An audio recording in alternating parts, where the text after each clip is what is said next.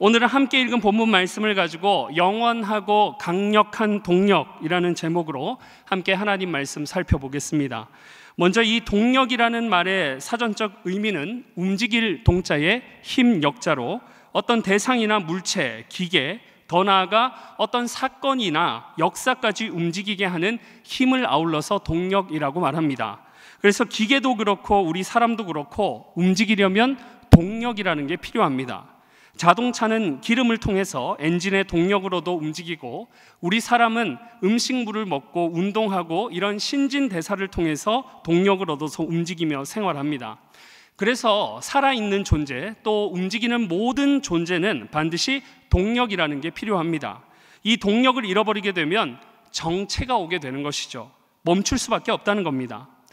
얼마 전에도 우리나라에 안타까운 사건이 있었습니다. 비행기 엔진이 동력을 잃고 그만 랜딩 기어 없이 착륙하다가 정말 안타깝게도 수많은 사람들이 희생되는 그런 큰 참사가 벌어졌습니다.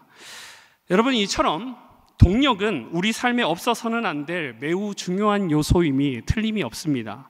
우리 인생도 동력을 잃으면 인생의 정체기가 올 수밖에 없고 우리는 큰 침체기에 빠져서 헤어나오기가 굉장히 어렵게 되는 것입니다. 이런 정체를 반길 사람은 우리 중에 아무도 없는 것이죠.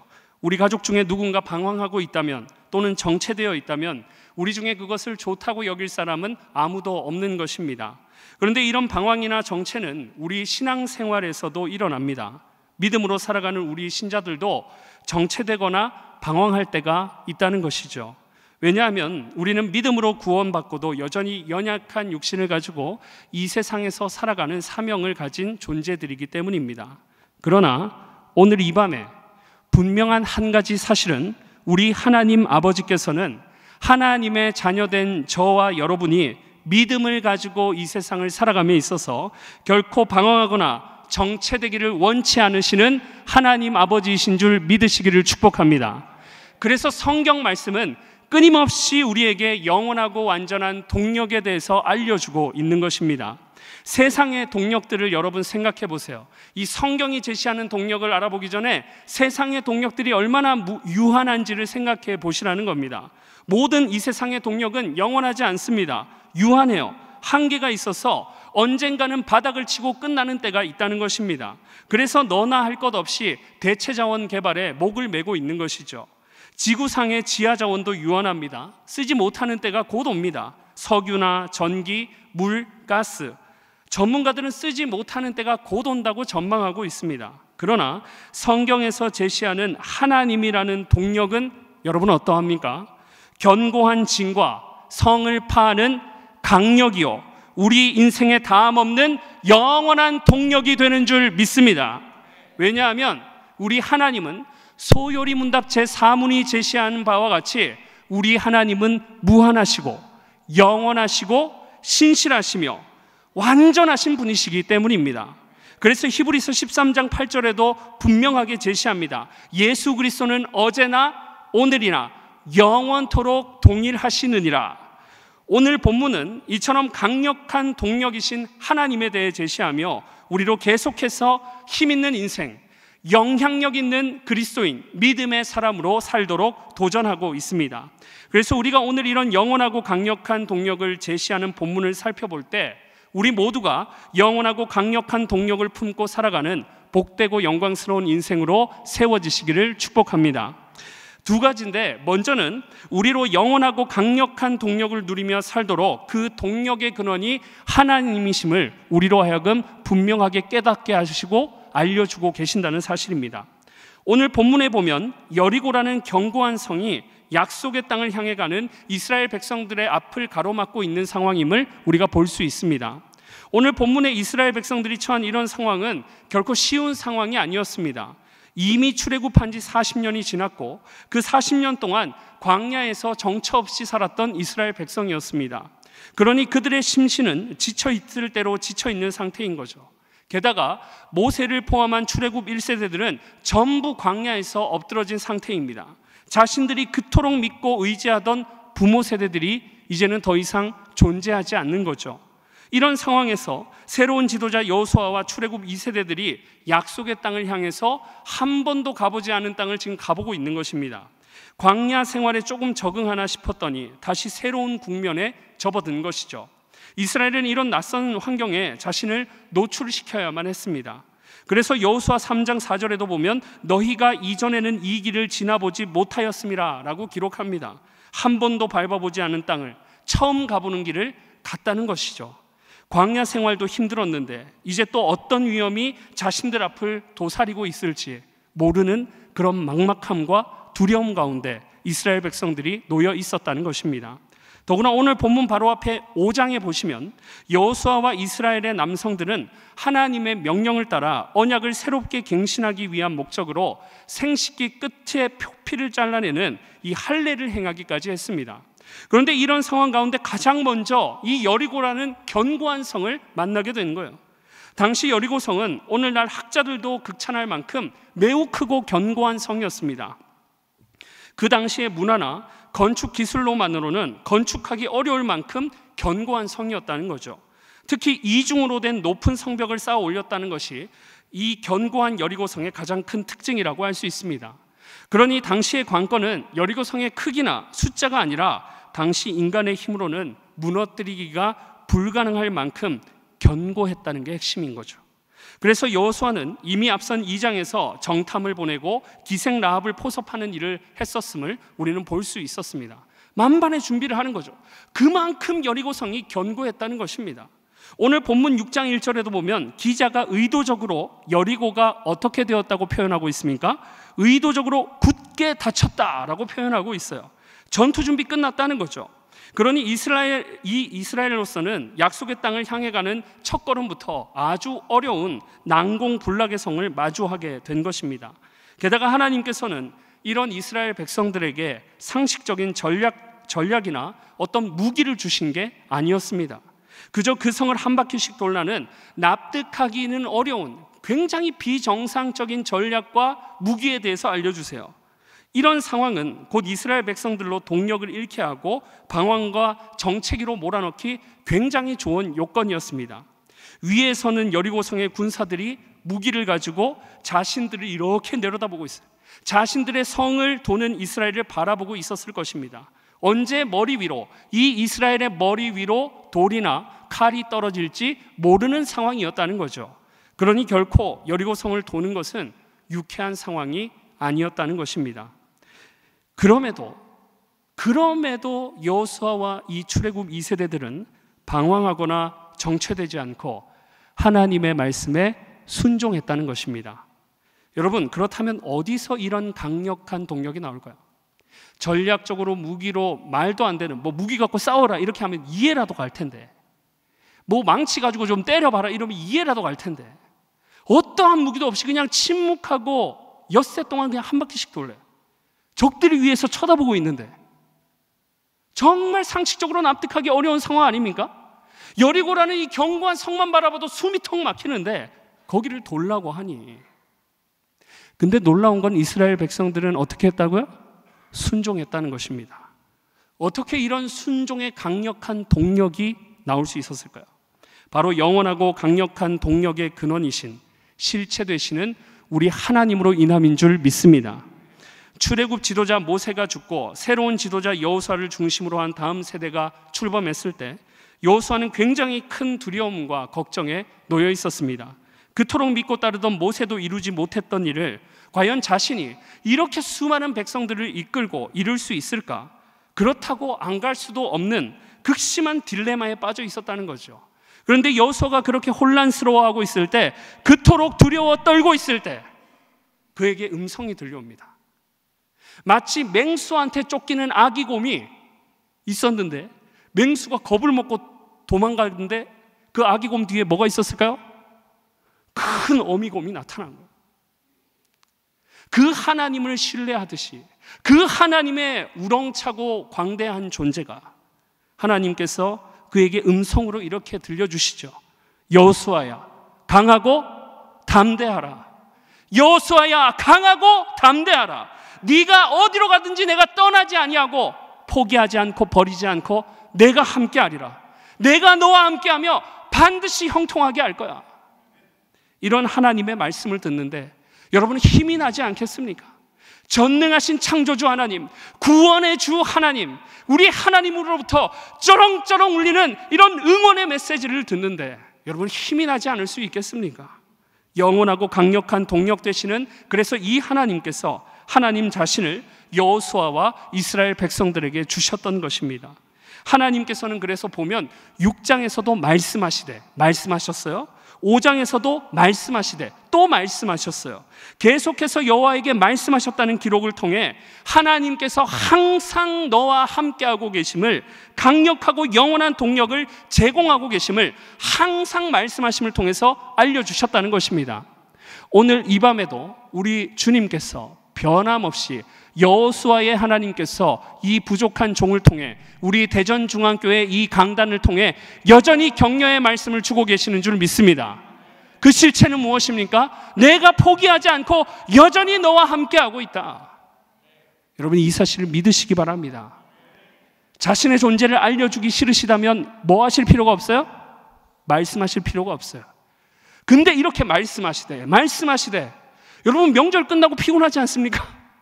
근데 어떻게 이렇게 나오셨어요? 할렐루야. 하나님께서 말씀하시면 동력이 생겨나는 겁니다. 우리 하나님께서 여전히 여러분들을 부르시잖아요. 그리고 이 자리에 앉혀놓고 힘이 되는 말씀을 주고 계시잖아요. 뭐 하고 계시다는 거예요? 우리와 영원히 함께하고 계신 하나님을 나타내시기 위함인 줄 믿습니다. 우리 뒤에서 하나님이 우리를 받쳐주고 계세요. 이게 우리의 자존감이고, 무너졌을 때도 우리를 다시 일으켜 세우는 힘이요, 우리 인생의 강력한 영적인 동력이 되는 줄 믿습니다. 이처럼 말씀을 들려주시고 강력한 능력을 보여주시는 하나님 자체가 이미 여호수아와 이스라엘 백성들에게 큰 영적인 동력으로 작용하고 있었다는 거예요. 여리고성이 그냥 너무 크고 두려운 상대로만 보이지 않고, 이 하나님이 이거 무너뜨리면 금방 무너뜨려, 전능하신 하나님께서 우리 뒤에 바치고 있어, 이러한 믿음으로, 이러한 동력을 얻음으로 순종하게 된 줄 믿습니다. 이러한 영원하고 강력한 동력 되시는 하나님께서 친히 함께 하시니 어찌 이스라엘 백성들이 주저할 수 있었을까요? 강력하고 압도적인 동력인 하나님이 함께 하심으로 여호수아와 이스라엘은 거침없이 새로운 땅을 향해 전진할 수 있었던 것입니다. 여러분, 우리가 새해를 맞이하는 것도 크게 다르지 않습니다. 이 새해 꼭두 새벽부터 막 크고 작은 일들이, 막 크고 작은 사건이 우리를 막 숨을 막 쪼지 않습니까? 목을. 어떻게 이런 일이 나라에 벌어질 수 있을까? 어떻게 이런 사고가 벌어질 수 있을까? 새해 맞이했다고 즐거웠는데 한치 앞을 알 수 없는 이번 새해. 그러함에도 우리가 강력한 동력을 가지고 하나님의 거룩한 백성으로 우리가 강력하게 살아갈 수 있는 이유는 하나님이 여전히 우리와 함께하고 계시며 여전히 말씀을 통해 우리를 격려하고 계시기 때문인 줄 믿습니다. 그러니 여러분, 우리는 오늘 이 밤에 누구를 바라봐야 되는 겁니까? 우리와 지금 함께 하시는, 우리와 영원히 함께 하시는 하나님을 바라보아야 할 줄 믿습니다. 저는 이번 명절에 아이들 모습 보면서 그 원리를 깨달았어요. 여러분, 명절이 되어서 할아버지 할머니 집에 간다고 하니까 애들이 늦게 일어났을까요? 일찍 일어났을까요? 어찌나 그렇게 일찍 일어나는지. 학교만 안 가면 어떻게, 여러분도 그러지 않았습니까? 저도 그랬습니다. 쉬는 날이면 눈이 진짜 빨리 떠지는 거예요. 어떻게 그렇게 일찍 일어나서 텐션이 올라가서 활기찬지 평소의 모습과는 다른 거예요. 뭘 먹지 않아도 너무 활기찬 거예요, 애들이. 평소에는 좀 더 잘래요, 학교 가기 싫어요 하면서 인생 다 산 사람처럼 말하더니 명절이 다가오자 아침을 먹지 않아도 아이들의 눈이 반짝이고 표정이 아주 설렘으로 가득했습니다. 우리 어른들 입장에서 보면 별거 아닌데 어쩌면 매번 반복되는 명절이 찾아온 것일 뿐인데, 여러분, 저는 그때 깨달았습니다.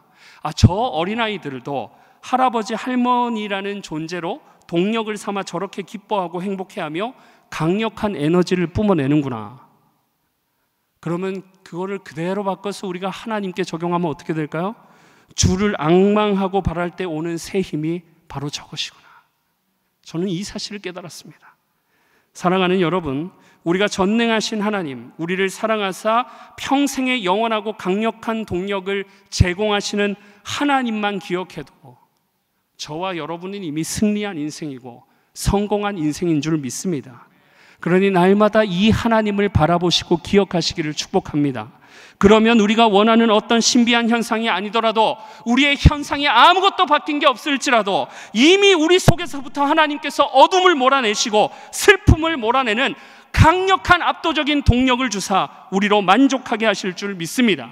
느헤미야 8장 10절에도 분명하게 기록해요. 느헤미야가 백성들을 향해 이렇게 선언합니다. 여호와로 인하여 기뻐하는 것이 너희의 힘이니라.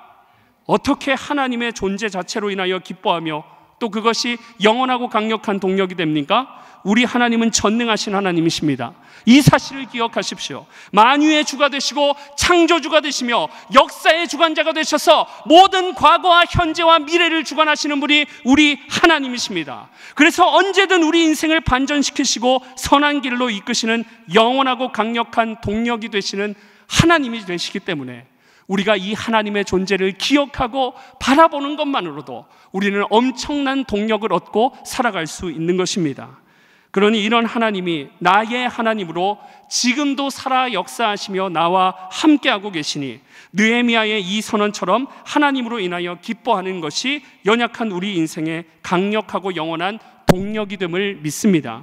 그러니 우리가 맞이하여 살아가는 이 2025년도 새해, 우리 앞에 무슨 일이 벌어질지 모르지만 우리가 명절 연휴를 보내며 누군가는 피로감에 사로잡혀 있을 수 있으나 또 누군가는 여전히 해결되지 않은 문제로, 마음의 근심으로, 건강의 문제로 아파할 수 있으나 바로 그 자리에서 모든 삶의 영역에서 변함없는 말씀을 통해 알려주시는 이 전능하신 하나님, 그래서 모든 순간 영원하고 강력한 동력을 제공하사 여전히 살아갈 힘을 주시는 하나님, 오직 여호와를 앙망하는 자에게 독수리가 날개쳐 올라감 같은 새 힘을 주시는 하나님, 그 영원하고 강력하며 죽음의 공포 앞에서조차 압도적인 담대함이라는 이 동력을 주시는 하나님을 의지하실 때 작은 자가 천을 이루고 약한 자가 강국을 이루게 되는 영원하고 강력한 동력을 누리게 되는 복된 인생들 되시기를 축복합니다. 마지막 두 번째, 우리로 영원하고 강력한 동력을 누리며 살도록 신실한 하나님의 약속, 그래서 반드시 이루어지는 하나님의 약속을 제시해 줍니다. 우리 하나님께서는 이미 함께 하시는 하나님의 존재 자체로 영원하고 강력한 동력이 되십니다. 그런데 우리를 사랑하시는 하나님께서는 하나님의 존재를 알려주시는 것만으로도, 그 자체만으로도 충분한데 거기에서 그치지 않으신다는 거죠. 우리에게 신실한 약속, 그래서 반드시 이루어지는 하나님의 약속의 말씀을 통해 연약한 우리 인생의 영원하고 강력한 동력을 공급해 주신다는 것입니다. 만약 하나님께서 이스라엘에게 그저 돌라는 말씀만 하시고 끝나셨다면 이스라엘은 방황하고 정체되었을 거예요. 앞으로 나가지 못했을 겁니다. 불순종했을 거예요. 그러나 이미 돌기 전에 하나님께서 분명히 약속의 말씀을 먼저 주셨습니다. 6일 동안 매일 한 바퀴씩 돌고 마지막 7째 날에는 7바퀴를 돌며 나팔을 불고 함성을 외치라고. 그러면 어떻게 된다? 그 성벽이 무너져 내려서 그것이 비탈길을 만들어 그리로 올라가 성을 함락시키게 될 것이라고. 하나님께서 어떻게 해주셨어요? 약속 정도가 아니에요. 시나리오를 다 알려주셨어. 서론, 본론, 결론. 이런 결론이 약속된 말씀을 받았으므로 여호수아와 이스라엘 백성들은 여리고성을 묵묵히 돌 수 있었던 것입니다. 전능하신 하나님의 약속이 얼마나 분명하고 강력한지 여러분 오늘 본문 2절에도 보시면 어떻게 표현되어 있어요? 하나님의 약속이 미완료형입니까? 완료형입니까? 현재 완료형으로 되어 있어요. 아직 첫째 날 돌지도 않았는데 2절에 하나님께서 뭐라고 말씀하시는 거예요? 이미 이 여리고성을 너희에게 주었다. 할렐루야. 이미 하나님은 여호수아 1장을 통해서도 여러분 약속하신 바 있습니다. 너희 조상들이 누리지 못했지만 그 후손들인 너희들을 통해 반드시 내가 그 땅 차지하게 한다. 이렇게 하나님께서 약속을 주셨다는 거예요. 그래서 너희들이 어디로 가든지 내가 형통하게 만들 거야. 너희가 천을 이루고 너희가 강국을 이루게 내가 만들 거야. 하나님께서 여호수아 1장을 통해서 이미 약속의 말씀을 주셨다는 것입니다. 그리고는 곧바로 하나님 시행하시죠. 여리고에 이르기 위해 요단강의 갈라짐이라는 큰 기적의 역사를 경험하도록 하십니다. 이스라엘이 요단강을 건널 때 그 옛날 출애굽 1세대가 경험한 홍해와 마찬가지로 물이 끊어져 옆으로 쌓이고 벽을 이루어 길은 마른 땅으로 걷는 하나님의 놀랍고 큰 기적의 역사를 경험하게 되었습니다. 이것을 통해 하나님께서 무엇을 나타내는 거예요? 내가 약속하면 반드시 그 약속대로 지킨다는 하나님의 그 신실하심을 우리에게 증명해 보여주신 것입니다. 우리는 하나님 창조하신 자연의 질서를 통해서도 그 신실하심을 확인하게 됩니다. 결코 피조물로서 이 질서를 거스를 사람이 여러분 그래서 없는 거예요. 봄 다음에 겨울을 바로 누릴 수 없습니다. 반드시 봄 다음에 여름과 가을을 거쳐야지만 겨울이 오는 것이 하나님이 세우신 지엄하신 질서입니다. 이 질서를 벗어날 수가 없어요. 우리가 곡식을 먹고 열매를 먹는 것도 그렇습니다. 반드시 씨를 뿌리고 그 열매가 맺히고 익어가기를 기다려야 하는 절대적인 질서, 절대 시간이 있습니다. 밤이 지나면 반드시 아침이 오는 거예요. 사람이 태어날 때가 있으면 반드시 한 번 죽는 것이 하나님이 정하신 지엄하신 질서입니다. 누구도 예외일 수 없습니다. 이런 모든 자연의 질서, 어김없는 질서를 통해 하나님은 당신의 신실하심을 우리에게 나타내 보여주시는 줄 믿습니다. 그러나 우리는 이러한 자연의 섭리를 보면서도 얼마나 방황하고 정체될 때가 많은지 모릅니다. 당장 현실의 고난을 만나고 어려움을 당하면 하나님의 섭리는 그저 하나의 일상에 불과하고 내 자신이 현실에서 방황하고 고립하며 불평하게 되는 거죠. 누군가는 건강의 문제로, 누군가는 경제적인 문제로, 누군가는 관계의 문제로 저마다 견고한 여리고성을 마주하고 있는 것입니다. 내 힘으로는 도무지 무너뜨릴 힘이 없는 거예요. 그러나 여러분, 멈출 수 없습니다. 우리는 기약 없는 믿음 생활을 하는 것이 아닙니다. 형식적이고 막연한 약속이 주어지는 게 아닙니다. 하나님이 약속하신 7일째 되는 날은 반드시 온다는 것을 믿으시기를 축복합니다. 그 약속이 우리 인생의 동력이 되어 우리가 비록 절망하고 낙심하고 우리 가슴이 무너져 내릴 때가 있어도 계속해서 믿음의 걸음을 걸어 나갈 수 있게 함을 믿으시기를 축복합니다. 그것이 오늘 여호수아와 이스라엘 백성들이 보여주고 있는 모습 아닐까요? 생각해 보세요. 이스라엘도 우리와 같은 사람인데 그저 묵묵히 이 여리고성을 도는 믿음의 걸음을 걸어 나가면서도 얼마나 불안하고 걱정했겠습니까? 그럼에도 그들이 걸어 나갈 수 있었던 비결, 그 강력하고 담대한 동력 어디로부터 주어졌을까요? 내가 비록 더디고 반복되는 일상처럼 느껴질지라도 반드시 하나님 약속하신 7일째 여리고성이 무너져 함락시키는 날이 온다는 신실하신 하나님의 약속의 말씀으로 그 동력이 주어진 줄 믿습니다. 이 확신을 가지고 마지막까지 다른 방법이 아니라 오직 하나님의 방법으로 여리고를 돌았을 때 하나님은 약속하신 대로 여리고성이 무너뜨리게 하시고 정복할 수 있게 은혜를 허락해 주셨던 것입니다. 그러니 연약한 나 자신이나 상황이 아닙니다. 우리 신자의 사명은 분명해요. 하나님의 약속의 말씀을 붙잡고 그것을 동력 삼아 나아가는 삶인 줄 믿습니다. 유대인 출신의 신학자이자 철학자인 아브라함 조셉 히르시아 모세 마이모네데스는 그들의 저서에서 유대교에서 치른 완전수의 의미를 지닌다고 기록하고 있습니다. 그 이유는 하나님께서 이 세상을 창조하시고 완성한 때, 그래서 안식을 누렸을 때가 7일째 되는 날로 7은 이 유대인들에게 있어서 질서와 완전함을 나타낸다라고 그의 저서의 연구 결과로 기록하고 있어요. 성경에는 이 7과 관련된 사례들을 우리는 곳곳에서 찾아볼 수 있습니다. 창세기 1장의 기록과 같이 절대적인 기준이 되시는 하나님이 완성하고 마치기 전에는 여러분 완전한 것은 없습니다. 불완전하다는 거죠. 그러나 창세기 2장의 기록과 같이 하나님께서 하시던 일을 마치시고 안식함으로 창조의 마침표를 찍으십니다. 성경은 그날이 7일째라고 기록합니다. 우리의 삶이 6일 동안 불완전할 수 있어요. 연약할 수 있습니다. 그러나 여기서 끝이 아닙니다. 하나님 약속하신 7일째 되는 날, 참된 안식과 기쁨을 누리는 7일째는 하나님이 세우신 지엄하신 약속으로 반드시 우리 삶에 임하게 되는 줄 믿습니다. 또 하나 성경에서 7과 관련된 사례가 노아의 인생에서도 나타나고 있습니다.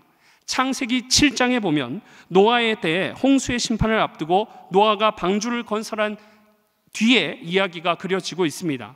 하나님의 말씀대로 세상이 어떠하든지 남들이 뭐라고 하든지 노아는 신경 쓰지 않고 노아는 말도 안 되는 큰 방주를 건설했어요. 그런데 건설하고 노아 자신의 가족들과 동물까지 태웠는데 그렇게 힘들게 방주를 완성했는데 비가 오지 않아요. 그럼에도 노아는 기다립니다. 방주를 탈출하거나 화가 난다고 방주를 망가뜨리지 않았어요. 잠잠히 하나님의 때를 기다립니다. 그리고 7일째 되는 날 홍수가 나고 이 세상이 물에 잠길 때 노아와 가족들은 구원의 방주의 영광을 누리게 된 줄 믿습니다. 노아가 조마조마하면서 7일째를 기다릴 수 있었던 이유가 무엇일까요? 간단합니다. 하나님의 약속 때문이었어요. 자신에게 방주를 건설하신 그 하나님의 약속이 동력이 되었기 때문입니다. 세번역 성경 창세기 7장 4절의 기록입니다.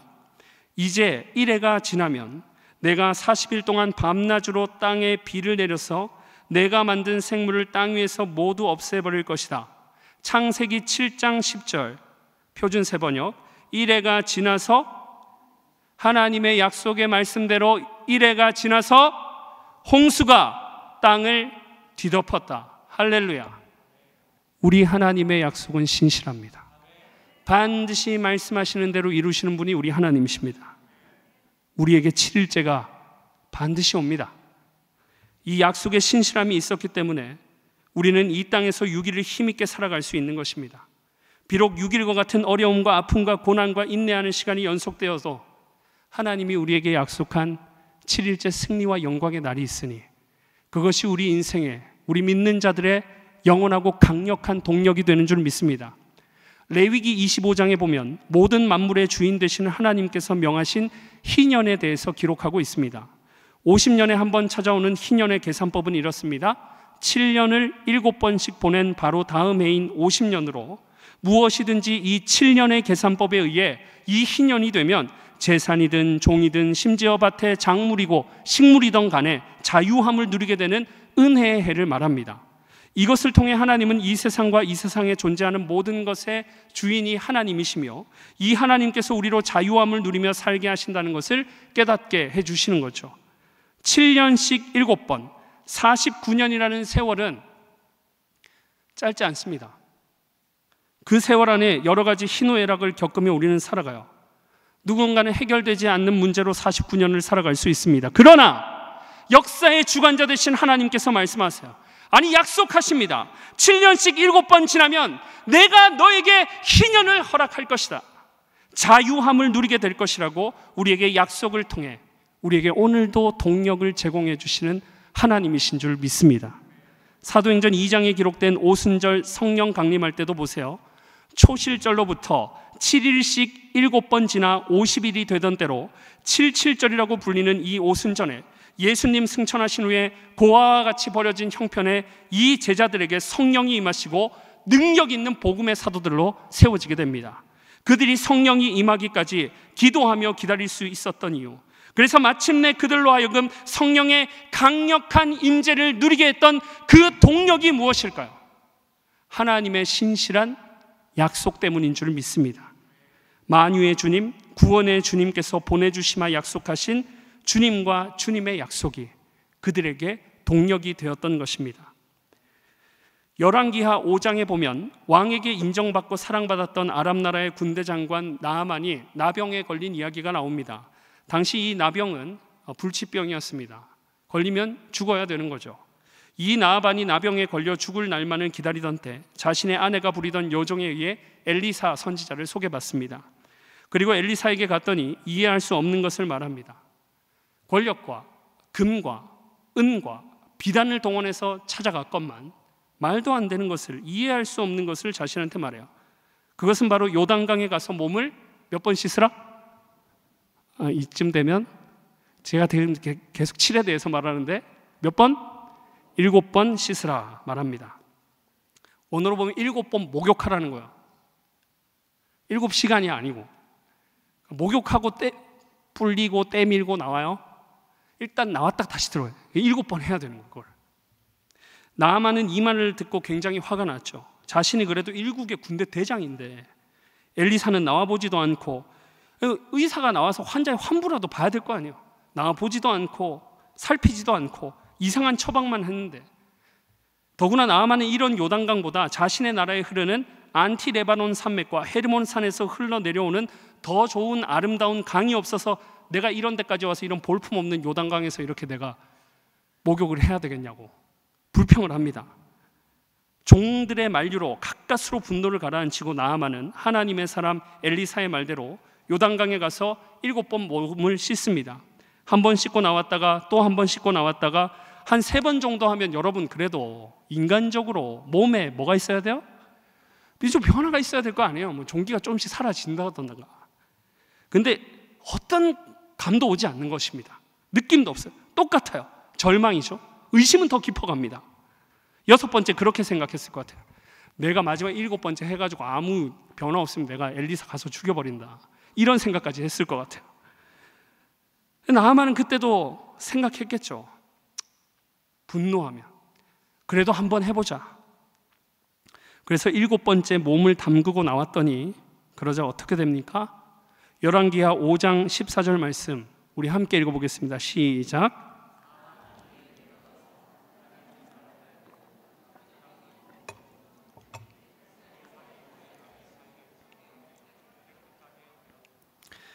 처음에 나아만은 그저 예전 상태, 정상의 상태로 회복되기만을 바랬을 것입니다. 그렇게 기대하며 불평하고 원망했어요. 의심했습니다. 그런데 말씀처럼 7번 참고 인내하며 행했더니 그냥 이전의 정상의 수준으로 돌아온 게 아니고, 성경에 그의 살이 어떻게 됐대요? 우리 모두의 꿈이지 않습니까? 사랑하는 자매님들, 어린 아이의 피부와 같이 치유되었더라. 오늘 본문의 여리고성, 여러분 난공불락의 성입니다. 좌절할 수 있습니다. 좌절하지 않아도 두려워할 수 있어요. 하루가 지나고 이틀이 지나도 여리고성이 꿈쩍하지 않습니다. 좀 벽돌 한 장이라도 좀 빠졌으면 좋겠는데 도무지 기미가 보이지 않아요. 그런데 하나님이 분명히 말씀하셨어요. 여호수아와 이스라엘에게 반드시 이 성을 7일째 정복하게 하신다고. 7번 돌 때에, 7째 바퀴 7번 돌 때에 정복하게 하신다고. 이미 너희에게 이 성을 주었다고 이미 약속해 주었습니다. 그리고 말씀대로 여리고성을 돌기 시작합니다. 그러자 7일째 되는 날 어떻게 되었어요? 여호수아 6장 20절입니다. 우리 함께 20절 말씀도 읽어보겠습니다. 시작.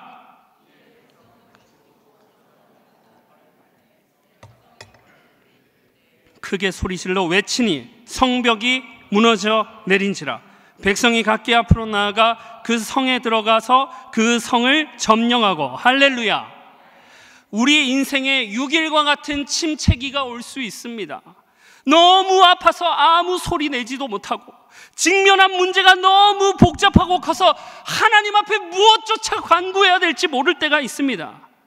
그렇게 대침묵의 시간, 정막의 시간이 찾아올 때, 그러나 그 순간에도 잠잠히 주를 바라보며 신뢰함으로 6일을 인내하고 견디게 하는 영원하고 압도적인 동력, 어떤 순간에도 무너진 우리의 삶을 다시 일으키며 무너진 자의 자존감을 일으켜주는 압도적인 동력의 비결이 무엇입니까? 우리에게 주신 하나님의 약속인 줄 믿습니다.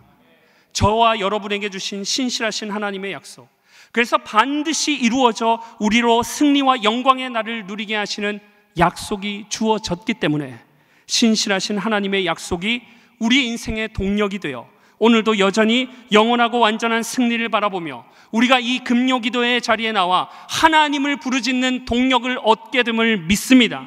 천을 이루고 강국을 이루는 자로 우리 하나님은 반드시 우리를 세워주실 줄 믿습니다.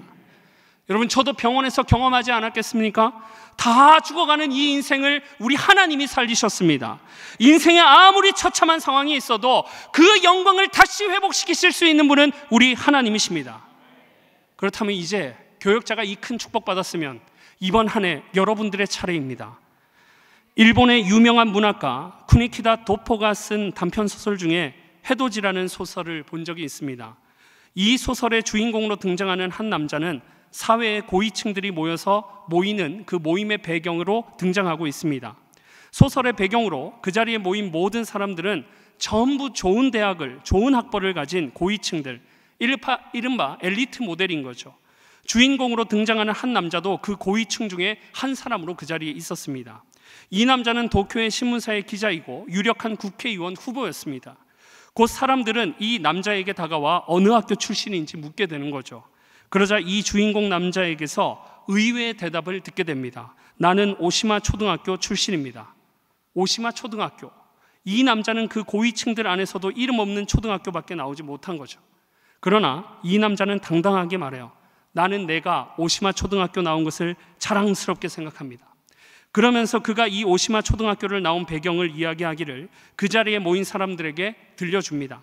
이 남자는 자신의 젊은 시절, 청년 시절에 자신이 굉장히 방탕하게 살다가 모든 재산을 다 탕진하고 목숨을 끊고자 이제 마지막으로 바다 한번 보고 죽으려고 바다로 향하게 되었습니다. 그런데 곧 스스로 생을 마감하려는 이 청년에게 한 노인이 다가와 말을 건넸습니다. 이복의 젊은이, 곧 해가 뜨네. 보게나 새해 첫 해돋이일세. 그 말을 듣고 이 청년이 망연자실해서 이제 죽을 때를 기다리고 있던 이 청년이 고개를 천천히 들었고 노인은 이어서 청년에게 이렇게 말해줍니다. 모름지기 사람이란 해돋이를 잊어서는 안 되네.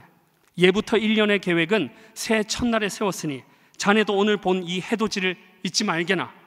그리고 그 청년을 노인이 자신의 집으로 데려와 더욱 격려하고 극진하게 보살피고 먹여주고 입혀주며 인생의 가치를 다시금 깨닫도록 해주었습니다. 그때 노인이 한 말이 이래요.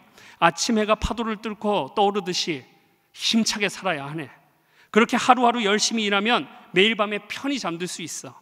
그래서 다음날 다시 새 힘을 얻어서 새로운 해돋이를 보게 되는 거지. 그렇게 일하면서 보낸 하루가 쌓여서 한 사람의 고귀한 인생이 되는 걸세. 그리하여 곧 이 청년이 마음을 고쳐먹고 주어진 하루하루를 다시금 열심히 힘을 내서 살게 됩니다.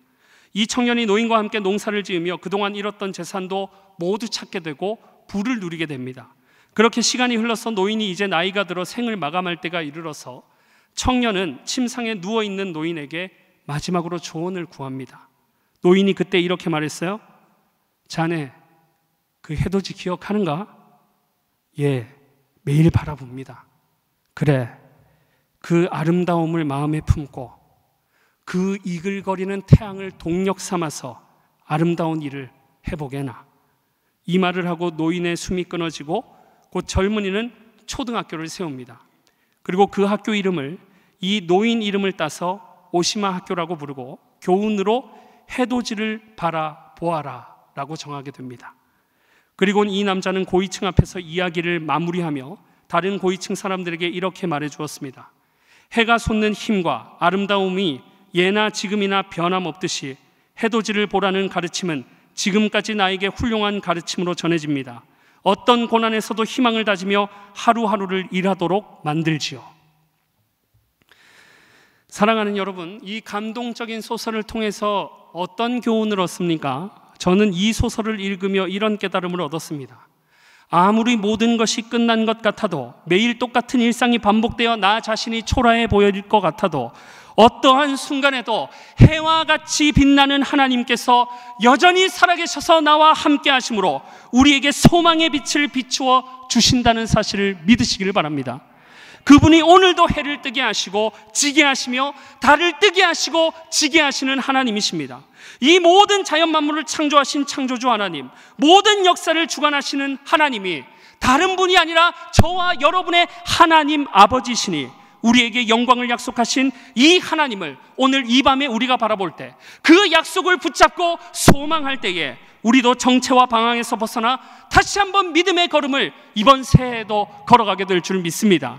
이처럼 오늘 본문의 여호수아와 이스라엘 백성이 이 큰 난공불락의 성 여리고성을 포기하지 않고 정복할 수 있었던 이 영원하고 강력한 동력은 오직 우리 하나님과 하나님의 말씀으로 인한 것이었습니다. 사랑하는 여러분, 감동적인 이 소설의 주인공처럼 또 성경에 기록된 이 역사적인 사실과 성취된 약속처럼 약속을 주시고 신실하게 이루시는 전능하신 하나님을 항상 바라보시기를 주의 이름으로 축원합니다. 우리가 감사 노트 쓰는 이유 중에 하나도 바로 그것 아니겠습니까? 우리는 자주 일상을 평범하게 여기며 감사를 잃어버릴 때가 많습니다. 그러다 보니 삶이 무미건조해지고 우리의 심령이 피폐함을 겪게 되는 것이죠. 그런데 하나님의 말씀처럼 범사에 감사하며 매일 감사의 노트를 기록할 때 여러분 어떤 일이 벌어질까요? 매일의 삶 속에서 하나님께서 한결같이 나와 함께 하시며 감사의 조건을 주시며 승리와 영광의 날을 위해 오늘도 영원하고 강력한 동력을 제공하고 있으심을 우리는 믿게 되는 줄 믿습니다. 사랑하는 여러분, 우리와 함께 하시는 하나님, 영원한 승리의 약속을 주신 하나님으로 인하여 우리는 이번 한 해 꿈꾸고 기대하는 자로 살 수 있어야 됩니다. 우리 그리스도인들이 먼저 우리 믿는 자들부터 눈에 힘주고 정말 반짝이는 눈동자로 살아갈 수 있어야 돼요. 왜 그렇습니까? 우리는 경제 지표의 영향을 받는 것이 아닙니다. 경제의 전망을 바라보고 우리의 눈이 반짝이는 것이 아닙니다. 영원한 우리의 영광이 되시는 하나님을 바라보고 승리와 영광의 약속을 주신 하나님을 바라보고 우리는 힘을 얻어 우리의 눈에 힘을 주고 반짝이는 눈동자로 한 걸음 한 걸음 믿음의 걸음을 놓을 수 있게 되는 것입니다.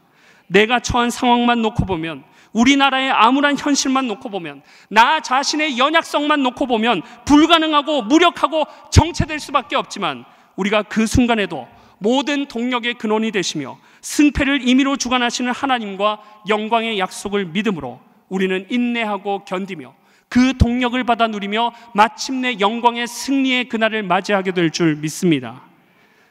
찬양팀 나와서 반주해 주시고요. 여러분, 우리 예수님께서도 40일간 줄이시며 사탄 마귀의 시험을 오로지 말씀으로 이겨내시고 그 누구도 스스로 정복할 수 없었던 죄와 사망의 권세를 이기시고 3일 만에 성경대로 약속하신 대로 3일 만에 부활하셨습니다. 그리고 구원자 예수님께서는 우리에게 이런 약속도 주셨어요. 요한복음 16장 33절, 세상에서는 너희가 환난을 당하나 담대하라, 내가 세상을 이겼노라. 너희를 위해서 몸과 살을 아끼지 않고 모든 피와 물을 흘린 내가, 나조차도 아끼지 않고 주어서 영원토록 너희를 사랑하고 함께할 내가 너희에게 약속한다. 내가 이겼어. 강하고 담대하라. 우리는 이런 예수님의 걸음과 약속을 통해서도 승리와 영광의 날을 확신하며 살아가는 영원하고 강력한 동력을 누릴 수 있게 되는 것입니다. 그러니 사랑하는 우리의 대전중앙교회 식구들 여러분, 오늘 우리 또한 우리에게 여전히 승리와 영광을 약속하신 하나님과 하나님의 이 약속하는 불변하는 말씀을 붙잡고 믿음으로 살아가시기를 축복합니다. 하나님 공급해 주시는 영원하고 강력한 동력, 우리가 하나님을 바라보고 이 약속의 말씀을 붙들 때 영원하고 강력한 동력이 우리 안에서부터 하나님께서 새롭게 하시고 들끓게 하시고 충만케 하시는 것입니다. 그래서 우리로 하여금 약속하신 7일째 이스라엘이 누렸던 기쁨과 함성과 승리의 영광, 작은 자가 천을 이루고 강국을 이루게 되는 역사를 우리 모두가 이번 한 해 누리게 되시길 주의 이름으로 축복합니다. 우리 이 시간 우리에게 영원하고 강력한 동력을 제공하시는 우리 하나님을 힘차게 손뼉치며 함께 찬양하겠습니다. 허락하신 새 땅에